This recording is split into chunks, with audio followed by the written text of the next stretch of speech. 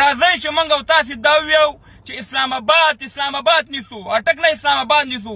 دلته کې تا نه هغه جوړ شي چې پټک په پرېږدي اسلام آباد دا د لونخوړ خیرات دی. السلام علیکم دوستانو، زه یم ستاسو ورور سید مختیار علي شاه. امید دا ربه دی چې روغ رمټ به یې، صحت په جامو به پټ یې. نن زما دا ویډیو باچا کامیوال پسې ده. باچا کامیوال پرون داسې نه لکه د کنجرې ښځې ویر راغښتی دی، هغه چې دا فریادونه یې شروع کړي. دا ویډیو وګورئ ملګرو. بیا راځئ چې یو ملي قیام وکړو، راځئ چې لر او بر افغان ټول ودرېږو، راځئ چې موږ او تاسې دا ووایو چې اسلام آباد نیسو اټک نه اسلام آباد نیسو. که دا تاسې وننو په لس ورځو کې دا د خدای راستي دی.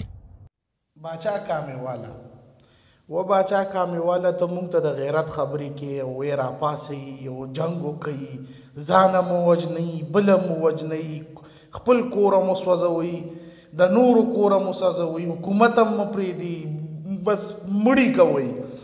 تا خدای بیخو باسه دغه غیرت، دغه پښتو، دغه انقلاب دا تا په افغانستان کې ولې راونړو؟ خدای دې بیخو باسه ستا په افغانستان کې کم حل دی؟ ته ما ته په مړي رایادې، تا نه خپل رزاق هیر شو، خپل کارمان د نه هیر شو. تپوس هم ونکړو، تپوس چې چا ووجلو. د بې غیرتو بچو ښه دله پته ده چې ملر وویشتو رزاق، ستاسو هغه جنرال رزاق چې کوم و بې غیرته، هغه دله چا ملر وویشتو. تپوس هم وکړو. دلته کې تا نه هغه جوړ شي چې پټک په پرېږدي اسلام آباد دا د لونخوړ خیرات دی. اټک ته به په تورخم راوړه، زه به تا ته بیا نه رویم. بل کور را جوړ که بې غیرت انسانه.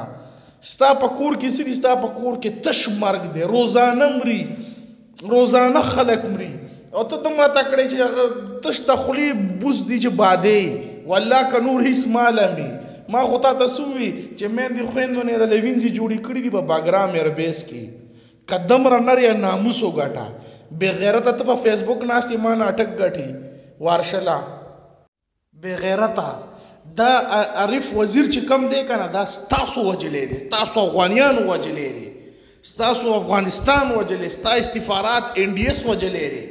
بې غیرتو بچو تاسو یې کینولي لکه د زړو ښځو، د مکارو ښځو کنجره ښځه نه چې په ځان جامې وشلئ، تاسو یې کینولي په فیسبوک باندې.